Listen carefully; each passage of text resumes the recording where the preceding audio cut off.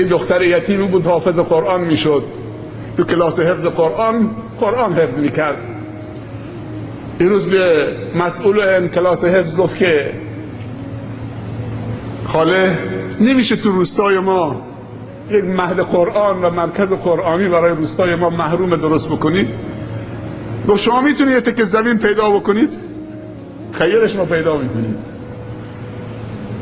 گفت خاله من 400 متر زمین میراثی به خودم رسیده، من این زمینمو میدم. دختر یتیما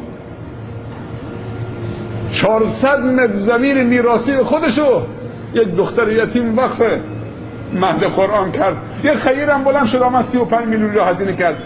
20 روز دیگه این افتتاح میشه.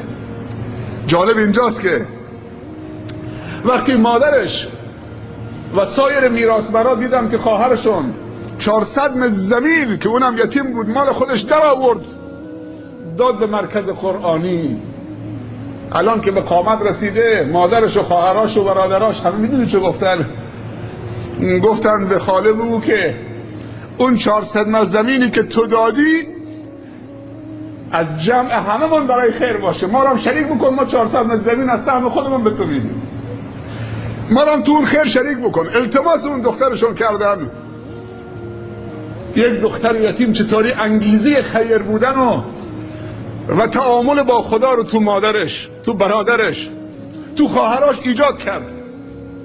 همه حاضر شدن که دوباره 400 متر به خواهرشون بدن، اون 400 متری که داده مجتمع درست شده وقت باشه خیر همشون. من میدونید چه به یادم آمد؟